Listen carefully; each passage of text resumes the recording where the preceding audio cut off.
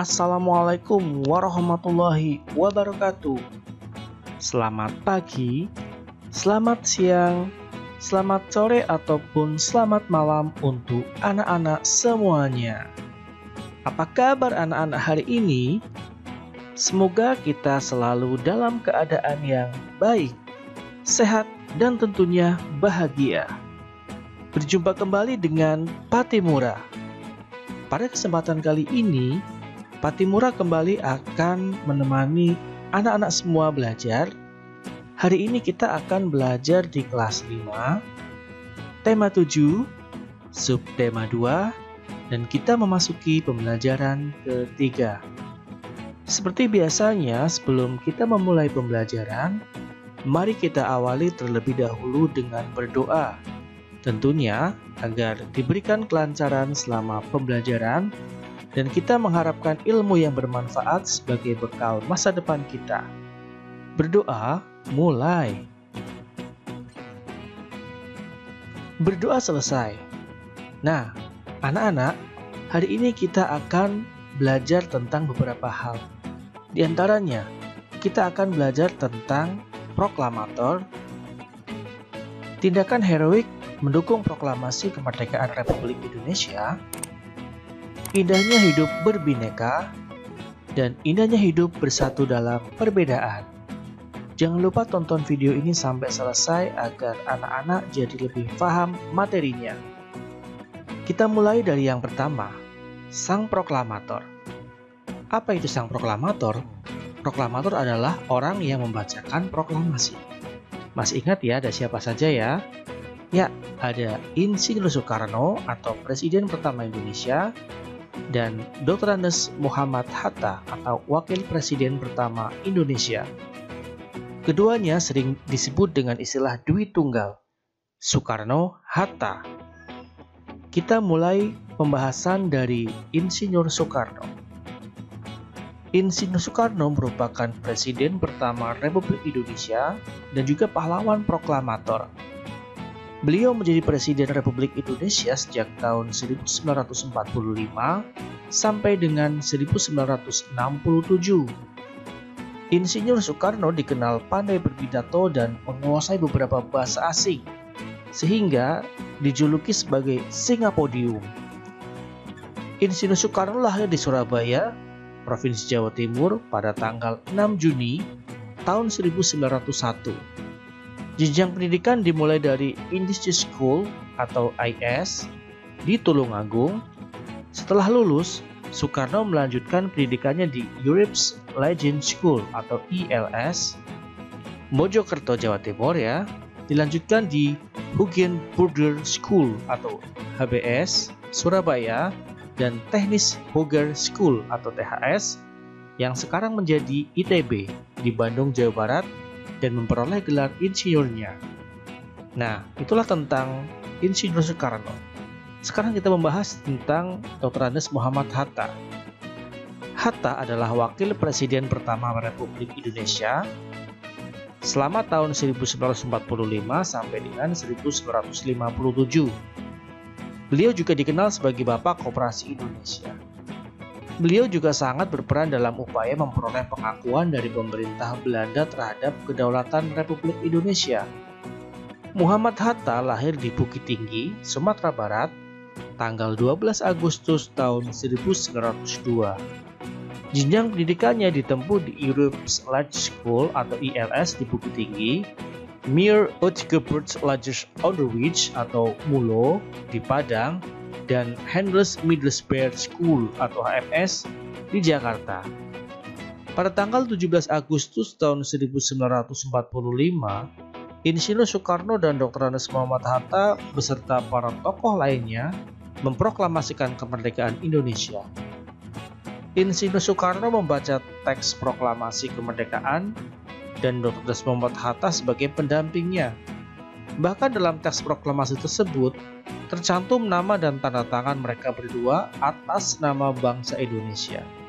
Oleh karena itulah, Insinyur Soekarno dan Dr. Andes Muhammad Hatta diberi gelar sebagai pahlawan proklamator pada tahun 1986.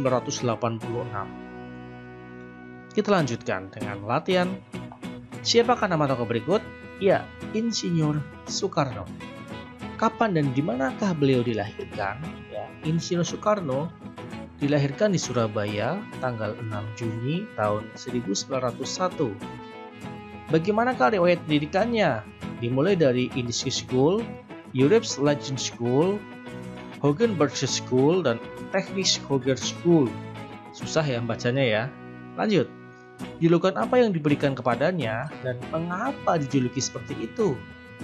Insinyur Soekarno mendapat julukan sebagai singa podium karena mahir berpidato dan menguasai berbagai bahasa asing. Nomor 5. Apa saja yang sudah diperjuangkannya bagi bangsa dan negara Indonesia? Banyak sekali tentunya. Yang paling utama adalah memperjuangkan kemerdekaan bangsa Indonesia. Kita lanjutkan, yang kedua adalah Dr. Andes Muhammad Hatta ya. Kapan dan di manakah beliau dilahirkan? Dr. Andes Muhammad Hatta lahir di Bukit Tinggi tanggal 12 Agustus tahun 1902. Riwayat pendidikannya ada di ILS, MULO, dan HMS ya. Ada di Europe's Lager School, Meers Uitgebreid Lagers Onderwijs, dan Handels Middelburg School. Nah, HMS itulah pokoknya ya. Lanjut, julukan apa yang diberikan kepadanya? Sebenarnya bukan hanya julukannya, tapi mendapatkan gelar juga sebagai Bapak Koperasi Indonesia. Mengapa? Karena beliau menjadi inisiator atau yang mempunyai ide membentuk koperasi untuk mensejahterakan rakyat Indonesia. Apa saja yang sudah diperjuangkannya bagi bangsa dan negara Indonesia? Sama halnya dengan Soekarno dan para pahlawan yang lain. Bung Hatta sangat berperan dan berjasa. Apa yang sudah diperjuangkannya yaitu memperjuangkan kemerdekaan bangsa Indonesia. Kita lanjutkan. Tindakan heroik mendukung proklamasi. Ini kita bahas beberapa tindakan-tindakan yang dilakukan di beberapa daerah di Indonesia setelah atau pasca proklamasi dilaksanakan. Heroik artinya adalah berhubungan dengan kepahlawanannya. Kita mulai dari peristiwa heroik di Yogyakarta. Nah, perebutan kekuasaan di Yogyakarta dimulai pada tanggal 26 September sejak pukul 10. Para pegawai pemerintah dan perusahaan yang dikuasai Jepang melakukan aksi mogok. Mereka menuntut agar Jepang menyerahkan semua kantor kepada pihak Indonesia ya. Jadi beberapa orang yang tadinya bekerja di bawah pemerintahan Jepang sekarang tidak mau bekerja dan menuntut agar Jepang segera menyerahkan semuanya kepada Indonesia. Kita lanjutkan. Peristiwa heroik di Surabaya. Nah, ini ada filmnya nih, Battle of Surabaya. Jadi, ada insiden yang sangat dikenal sampai sekarang. Namanya insiden bendera di Hotel Yamato di Tunjungan, Surabaya.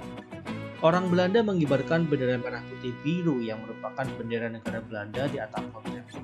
Kemudian rakyat menyerbu hotel, menurunkan dan merobek warna biru bendera itu untuk dikibarkan kembali sehingga menjadi bendera merah putih. Insiden ini terjadi pada tanggal 19 September tahun 1945. Berikutnya, peristiwa heroik di Semarang. Tanggal 15 Oktober tahun 1945, pasukan Jepang melakukan serangan ke kota Semarang dan dihadapi oleh TKR dan Laskar Pejuang lain. Pertempuran berlangsung selama 5 hari. Akibat pertempuran ini, ribuan pemuda gugur dan ratusan orang Jepang tewas. Untuk mengenang peristiwa itu, di Semarang didirikanlah Monumen Tugu Muda. Kita lanjutkan, ada peristiwa heroik di Aceh. Tanggal 6 Oktober tahun 1945, para pemuda dari tokoh masyarakat membentuk Angkatan Pemuda Indonesia atau API. Anggota API kemudian merebut dan mengambil alih kantor-kantor pemerintahan. Di tempat-tempat yang telah mereka rebut, para pemuda mengibarkan bendera merah putih dan berhasil melucuti senjata tentara Jepang. Ini contoh gambar ya, perjuangan rakyat Indonesia di depan Masjid Baitur Rahman Aceh. Kita lanjutkan. Peristiwa heroik di Bali. Pada bulan Agustus tahun 1945, pemuda Bali membentuk Organisasi Angkatan Muda Indonesia atau AMI dan Pemuda Republik Indonesia atau PRI. Upaya perundingan untuk menegakkan kedaulatan RI telah mereka upayakan. Tetapi pihak Jepang selalu menghambat. Pada tanggal 13 Desember tahun 1945, para pemuda merebut kekuasaan dari Jepang secara serentak, walaupun belum berhasil karena memang persenjataan Jepang masih kuat. Berikutnya ada peristiwa heroik di Sumbawa ya. Di Sumbawa, bentrokan fisik antara pemuda dan Jepang terjadi di beberapa daerah. Ada di Gembe, Sape, juga terjadi di Raba. Kita lanjutkan, ada peristiwa heroik di Kalimantan. Rakyat Kalimantan juga berusaha menegakkan kemerdekaan dengan cara mengibarkan bendera merah putih, memakai lencana merah putih, dan mengadakan rapat-rapat. Kegiatan ini dilarang oleh pasukan sekutu yang sudah ada di Kalimantan. Rakyat tidak menghiraukan larangan sekutu, sehingga tanggal 14 November di Balikpapan, di depan markas sekutu, berkumpul lebih kurang 8.000 orang dengan membawa bendera merah putih. Kita lanjutkan, ada peristiwa heroik di Palembang.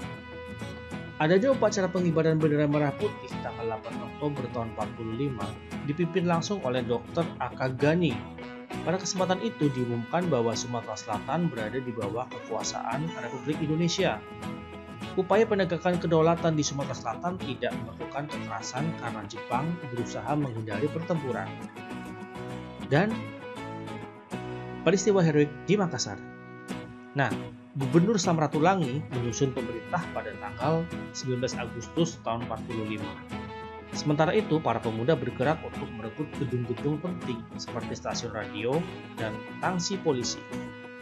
Nah, yuk sekarang kita jawab pertanyaan dari apa yang sudah dijelaskan tadi. Bagaimana reaksi rakyat Indonesia menyambut proklamasi kemerdekaan? Reaksinya adalah mereka menyambut dengan peristiwa heroik di beberapa wilayah di Indonesia. Apa yang terjadi di Hotel Yamato pada tanggal 19 September tahun 45, terjadi peristiwa bendera, yaitu perobekan bendera Belanda merah putih biru dan diganti menjadi bendera merah putih di atap Hotel Yamato. Peristiwa apa yang melatar belakangi dibangunnya Tugu Muda di Semarang ya? Peristiwa pertempuran 5 hari di Semarang antara masyarakat para pemuda di Semarang melawan dengan tentara Jepang. Mengapa pemuda di Bali melakukan perlawanan terhadap Jepang ya? Karena kedaulatan Republik Indonesia di Bali masih dihalangi oleh tentara Jepang. Nomor 5 atau yang terakhir, apa yang dilakukan oleh rakyat Kalimantan dalam menyambut proklamasi kemerdekaan? Rakyat Kalimantan mengibarkan bendera merah putih, memakai lencana merah putih, dan juga mengadakan rapat. Nah, sekarang kita akan belajar tentang indahnya hidup berbineka. Perhatikan lambang negara berikut. Burung Garuda. Lihatlah pita yang dicengramnya. Di pita terhadap tulisan Bhinneka Tunggal Ika. Kalimat tersebut diambil dari kitab Sutasoma karangan Empu Tantular yang artinya adalah berbeda-beda tetapi tetap satu. Kata tersebut kemudian diberi makna yang lebih luas menjadi semboyan meskipun berbeda-beda tetapi tetap satu jua. Semboyan itulah kemudian yang mengikat keberagaman bangsa menjadi satu kesatuan. Nah, ini contohnya ya, walaupun kita berbeda, kita tetap menjadi satu, yaitu Negara Kesatuan Republik Indonesia. Indahnya hidup bersatu dalam perbedaan. Nah, kamu tidak dapat hidup sendiri. Kamu membutuhkan bantuan orang lain. Demikian pula, kamu juga dapat membantu orang lain.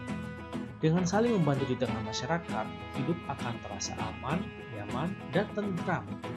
Misalnya, dalam bidang keamanan masyarakat, untuk menjaga keamanan masyarakat, setiap anggota masyarakat wajib melaksanakan ronda sesuai jadwal. Semua mendapatkan kewajiban yang sama, tidak memandang dia kaya atau miskin, tidak pula memandang asal suku dan agama. Dengan demikian, di masyarakat akan tercipta keamanan dan ketertiban. Itulah salah satu arti pentingnya persatuan dalam perbedaan. Apa yang akan terjadi jika tidak ada persatuan di masyarakat? Tanpa persatuan, kerukunan di masyarakat sulit terwujud. Setiap orang akan hidup mementingkan dirinya sendiri. Di antara orang akan muncul rasa saling curiga, hidup tidak akan nyaman. Nah, salah satu wujud nyata adanya kerukunan dan persatuan di masyarakat adalah tradisi gotong royong. Misalnya, bergotong royong membangun rumah. Gotong royong melibatkan semua unsur di masyarakat. Nah, anak-anak, tidak terasa pembelajaran pada kesempatan kali ini telah selesai. Sekian dari Patimura, semoga bermanfaat. Tetap semangat belajar, ingat, masa depan ada di tangan kalian semuanya. Sekian, wassalamualaikum warahmatullahi wabarakatuh.